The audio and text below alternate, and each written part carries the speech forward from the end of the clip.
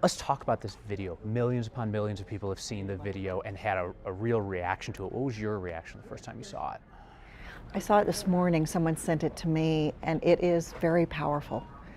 I am thrilled that Sandy Hook Promise has made a video that so many people are talking about and sharing. I think it is a success for them and for all of us.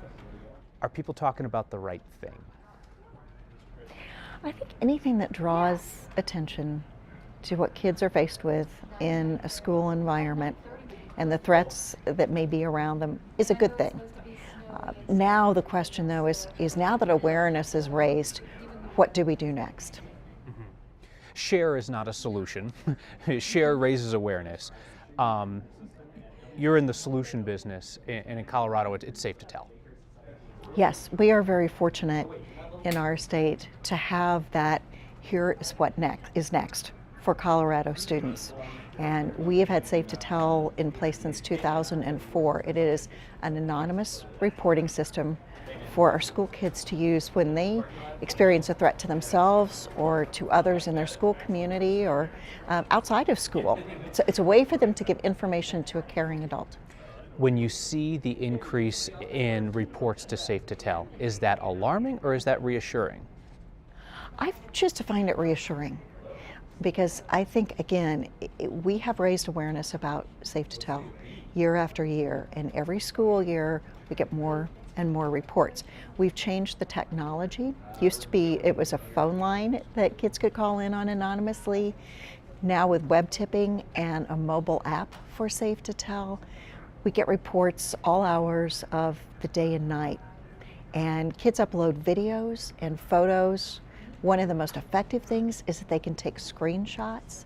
So we know kids use social media to communicate their emotions and their feelings, and sometimes to do an outcry when something's wrong. If we get a screenshot of a snapshot that's going to go away, we can react. A possible devil's advocate question. I understand why we want to make it easy for kids to report. Is there a concern that at some point it becomes an easy way to harass classmates or to bully classmates when it's as simple as click report?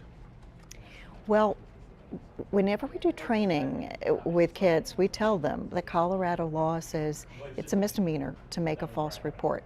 So it is something very serious, and it shouldn't be used in that way. There are occasional false reports. It's fairly easy to detect them. The folks who have been in the business, either at the school level, the administrators who know the kids who are involved, or law enforcement that's used to looking at evidence and putting together a story, will often say, this doesn't look to us like it's the real thing. But we would much rather kids tell us something and we track it down than for them not to say something, because it takes a lot of courage to make that report. And there's nothing wrong with making it anonymously as long as someone has the information and can react. It's a good thing. What are the people inside the program telling you about the types of reports that they're getting and the volume of reports that they're getting? What do they think is going on? The volume has definitely gone up. In November of 2016, we had 25% more reports than we did in November of 2015. Some of it is the ease with which kids can now report, and some of it is that I think they are more cognizant of what is happening with friends and with classmates. And they're hearing from a variety of sources that if you see something, you should say something. And we tell kids, nothing is really too small. If your gut tells you that something is happening with a classmate or that something is off with a friend, call and let someone know or give us a tip. It's up to the adults to vet it, not up to the students. And so seeing the numbers go up, to me, is a success. Let me ask you about politics quickly. President-elect Donald Trump has promised a myriad of changes in policy and in practice. What's your general outlook about working with the Trump administration and in going head-to-head with them if should the need arise on an issue? Well, it's going to be interesting.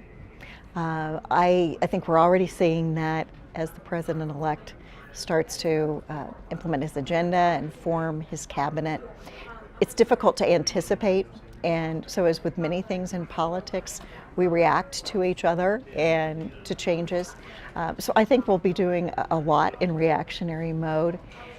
But to me, it's a positive thing to see that kind of movement and someone who is willing to set aside some of the usual rules in Washington and say, let's try to do something different in this administration. I imagine that there are any number of Colorado laws or practices that that the president-elect would not look kindly upon. You don't seem concerned about that. Well, as I say, you can only anticipate so much, and then you have to say, all right, what's the new policy? Does this regulation fit within the authority that a federal agency has, that Congress has given it?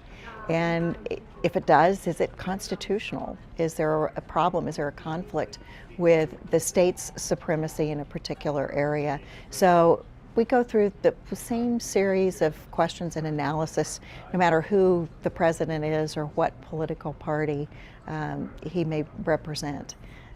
If I could ask you about one specific issue, so his pick for Attorney General awaiting confirmation is Senator Jeff Sessions, who has a very dim view of legalized marijuana. If that's something that the Trump administration chooses to take a hard line against, are you in a position to push back? Would that come from someplace else? I think it could come through the state attorneys general in those states that have legalized recreational marijuana. I think most likely the first line of defense and push would come from private business owners who have invested millions of dollars in following our state law in Colorado, who say, look, I have a property interest now in this business and in what I have put together, and I'm following the law. So that should be enough.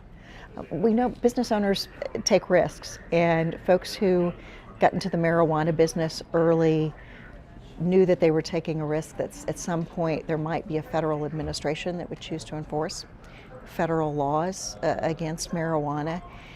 But the longer this period has gone on, where Colorado has had legalized marijuana and where other states are starting to adopt it, I think the more challenging it is for a federal administration to roll that back. Mm-hmm. Would you be interested in speaking to somebody in the Trump administration about the issue? What advice would you give them about whether or not to get involved? You know, I give a lot of, well, maybe not advice, but I share a lot of knowledge with other states and officials about what we've experienced in Colorado. What would you tell the feds? What would I tell the feds? I think it would be a long conversation, because you cannot paint one brushstroke on this and say this is what marijuana is in a state that has legalized recreational marijuana. It has a complicated situation, and we have done a lot in Colorado to regulate the industry. I think we have learned a lot. Every year the legislature tweaks the statutes and agencies adjust regulations so that we have, I think, the best system of any state in the country in terms of marijuana regulation. And I would want to sit down with the feds and say, take a look at what we have done in Colorado, because we are really at the forefront on this issue. And let us explain to you how this has functioned, what we have seen as collateral issues, how we have dealt with those in Denver as a city and county, and Colorado as a state, and ask us questions about what has worked and what hasn't worked before you make a decision about taking a hard line in terms of enforcement going forward. Thank you so much for your time.